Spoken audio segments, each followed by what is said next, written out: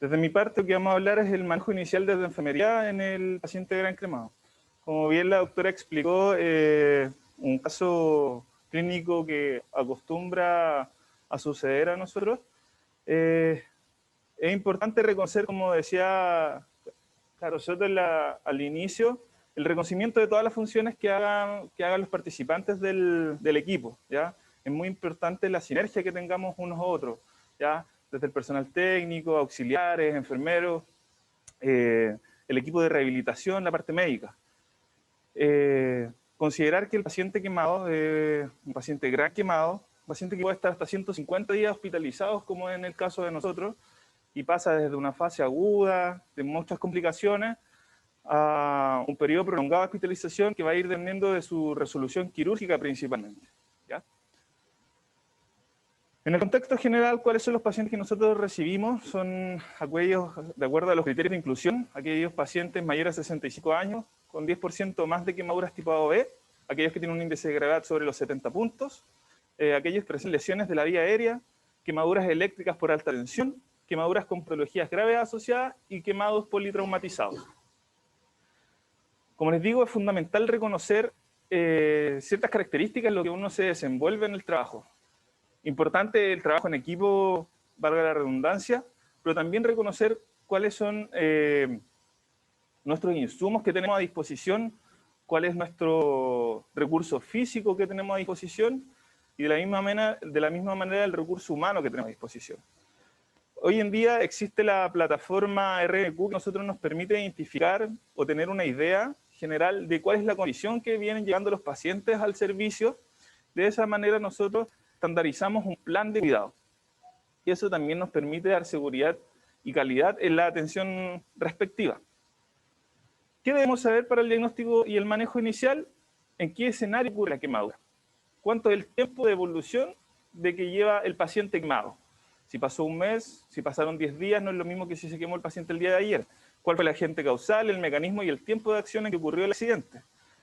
La edad y el sexo del paciente, el peso y el estado nutricional, como decía la doctora, si es que tienen comorbilidades, si existió o no compromiso en el estado de conciencia cuando ocurrió el accidente, la extensión, la profundidad, la localización de las quemaduras y si tiene lesiones concomitantes.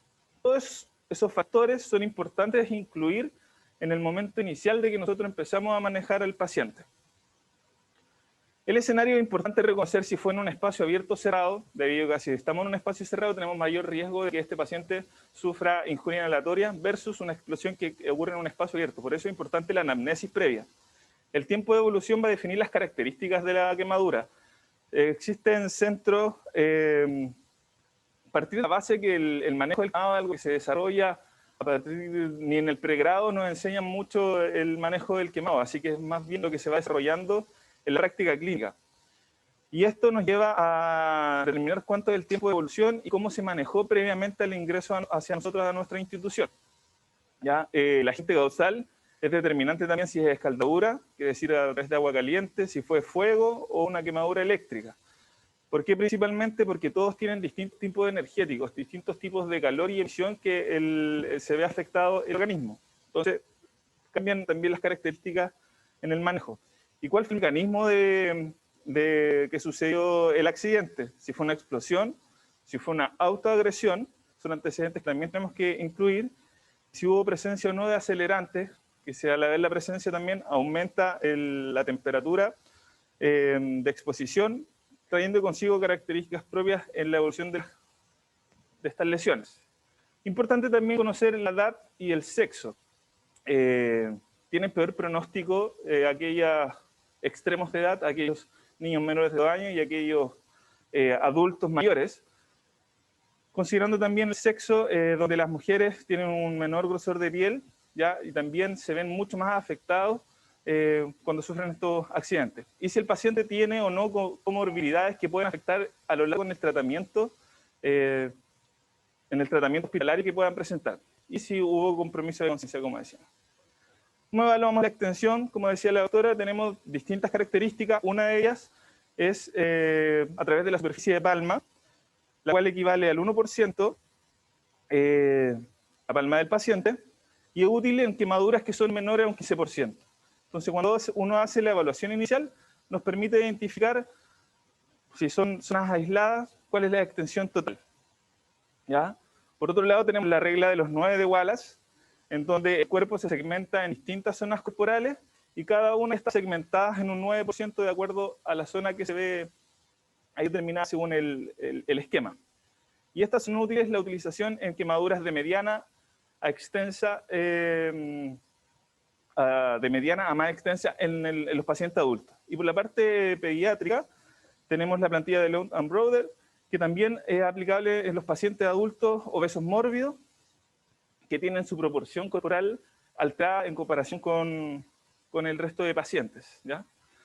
La profundidad la podemos hacer en distintos tipos de clasificación, la de Benaim, de Combre-Smith y la de AVA, del Burns. Nosotros nos basamos principalmente en la clasificación de tipo Benaim, donde es importante destacar y clasificar cuáles son las lesiones que presenta el paciente, para así nosotros, en el periodo de tratamiento, ir identificando cómo es la evolución manteniendo esta. Las lesiones pueden ser dinámicas y va a depender directamente del tratamiento que se le dé, de la hipovolemización o de la sobrevolemización, de la exposición a temperatura o de todos los agentes externos que puedan afectar en el desarrollo del tratamiento. Importante también considerar las zonas especiales, como se decía. Si bien existe compromiso a través de la extensión corporal y de la profundidad, también es importante considerar las zonas especiales que afectan a través de las quemaduras, principalmente por un aspecto estético y funcional, ¿ya?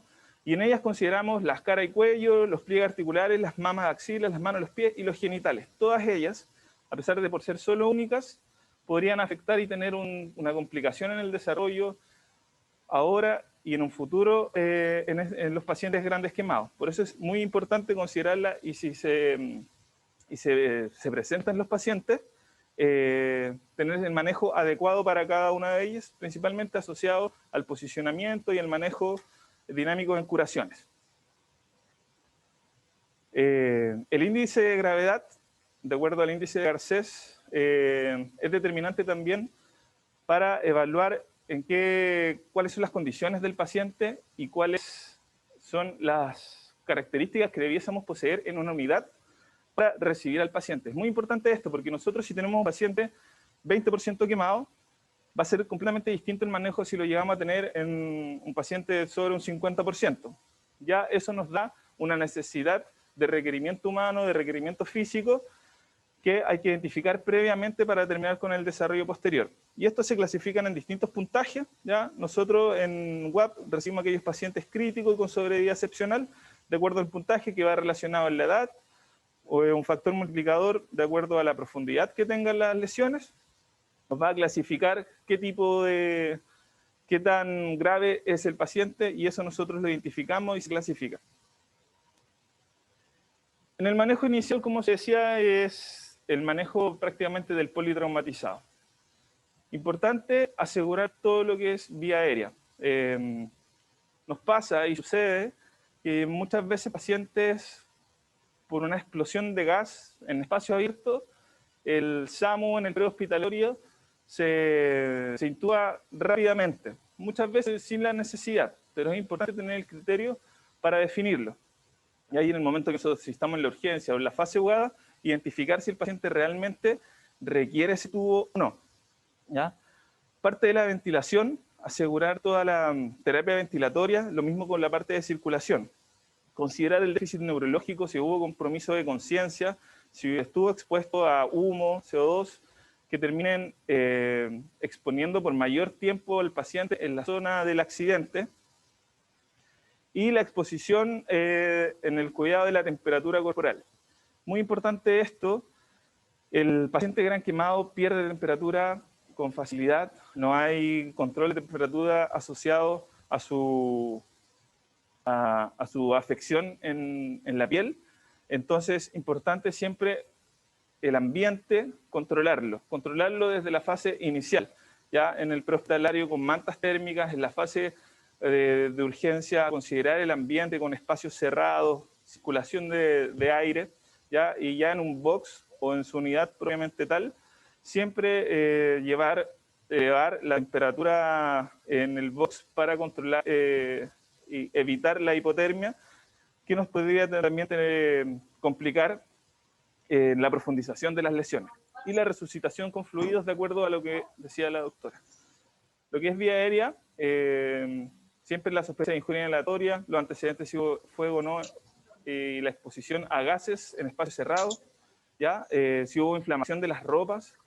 Y para esto es importante el desarrollo complementario que tengamos con la parte de kinesiología para ir haciendo la evaluación desde el momento inicial. Desde el punto de vista de ventilación, va a ser una pincelada en pacientes que tengan sospecha de injuria inhalatoria, la administración de oxígeno al 100%, y aquellos que tengan intoxicación con monóxido de carbono, evaluar siempre el estado de conciencia, para la redundancia.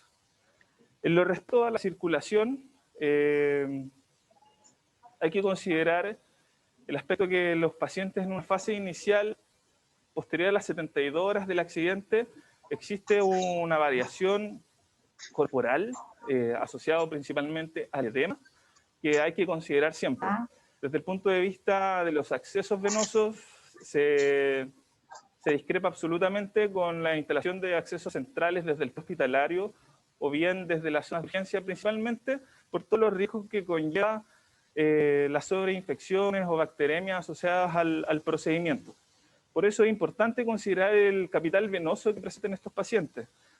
Del hecho de que van a ser pacientes que van a estar hospitalizados promedio 2 a 3 meses, agotar constantemente el capital venoso, al pasar un mes vamos a tener dificultades con la instalación de accesos venosos, por eso es muy importante determinar cuáles son las zonas anatómicas que utilizamos para tratar de asegurar la vía venosa lo más segura posible. En la fase inicial sí necesitaríamos un acceso de gran calibre. Un acceso de gran calibre que podría ser un catéter venoso central. En el caso de nosotros, también utilizamos lo que son catéteres centrosos periféricos, que nos han dado muy buenos resultados y seguridad en el tratamiento. Y la utilización de vías periféricas que siempre son de suma importancia en la fase inicial, también paralelamente a un acceso venoso central en caso de desplazamiento. El paciente quemado es un paciente que se mete constantemente a cirugías, tiene constantemente riesgo de desplazamiento de dispositivos invasivos, entonces muy importante considerar. En la fase inicial, evaluar la quemadura si existe manguito o hay presencia de síndrome compartimental. ¿A qué me refiero con esto? Cuando existen quemaduras en manguito, tenemos el riesgo de compresiones de la zona anatómica, que es importante identificar y medir para evitar complicaciones a posterior, identificando las zonas que tienen mayor tensión y descomprimiendo de urgencia en pabellón si es que así lo necesita, ¿ya? En lo que es déficit neurológico, evaluar a través de la escala de Glasgow y la hipoxia y la hipovolema. Importante que en la fase inicial una exposición y una evaluación completa de las quemaduras, con el control ambiental como se decía, ¿ya? Importante el posicionamiento, y aquí vamos de la mano ya con todo el trabajo colaborativo entre el equipo de kinesiología.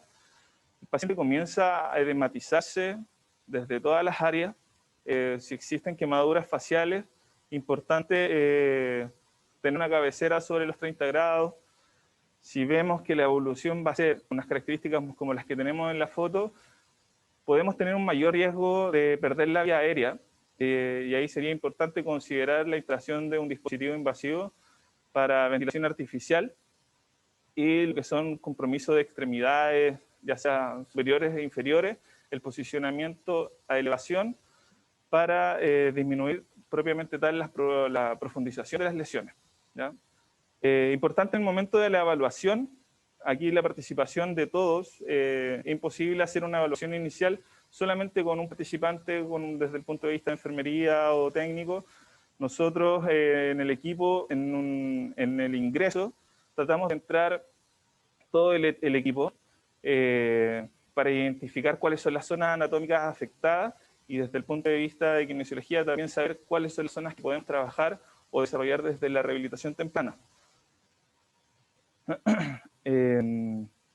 Y el control de temperatura es importante aquí, la exposición de las lesiones, ¿ya? Envolver las lesiones con toda la técnica que corresponde a través de las curaciones, pero evitar la exposición extensa en el momento inicial. Pacientes que dentro de una hora podemos tener una caída hasta 35 grados de temperatura que con consecuencia nos puede traer hasta un paro cardiorrespiratorio. Muy importante el control de temperatura ambiental y el control de temperatura propiamente del paciente. Lo que hablaba la doctora, una pincelada de lo que son los fluidos. Si el paciente presenta más de un 15%, en la fase inicial de una reanimación se recomienda unos 500 ml hora. No se recomienda a pacientes que tengan una extensión menor a 15%, pero eso es más asociado a la fórmula Parkland. Como decía, va más bien en el desarrollo que nosotros podremos evaluar en la clínica propia, cómo es la función renal y cómo va siendo su comportamiento hemodinámico.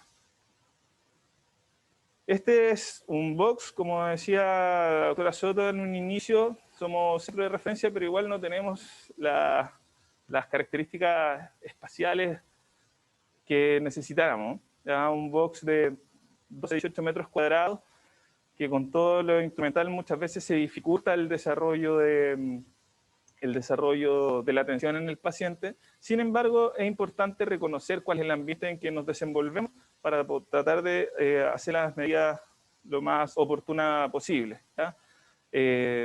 Siempre privilegiar las medidas de aislamiento, ya sea una fase inicial protector o aislamiento de contacto, para así evitar complicaciones en un futuro.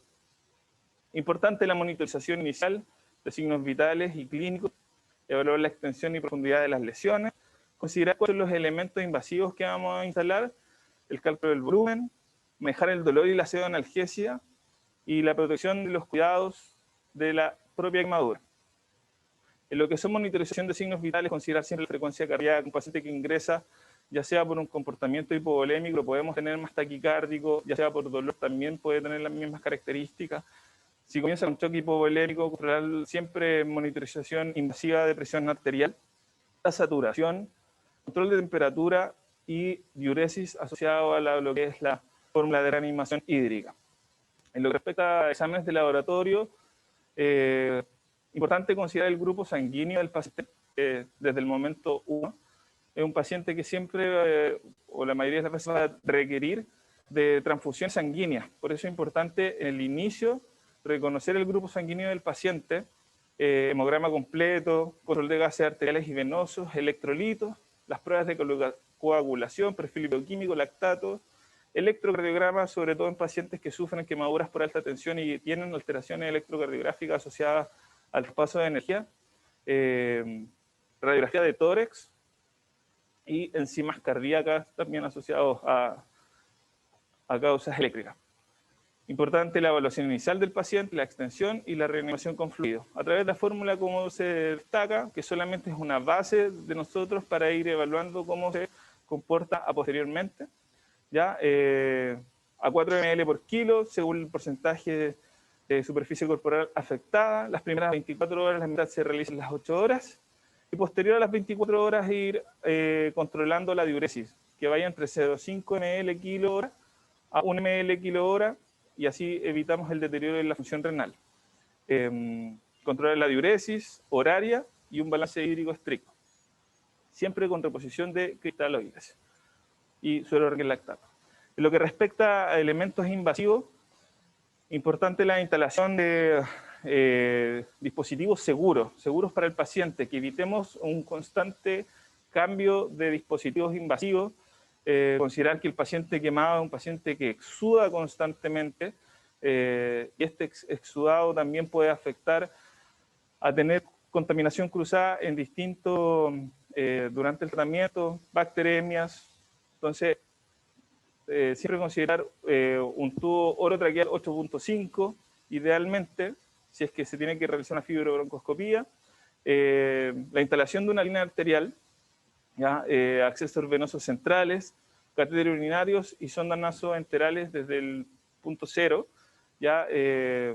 Importante el aporte nutricional, como decía la doctora, por cada litro de exudado que se puede llegar a perder, perdemos hasta 10 gramos de proteínas. Entonces, un paciente que está en un síndrome hipercatabólico desde el inicio y puede permanecer hasta 6 meses en las mismas características, comienza a desnutrirse.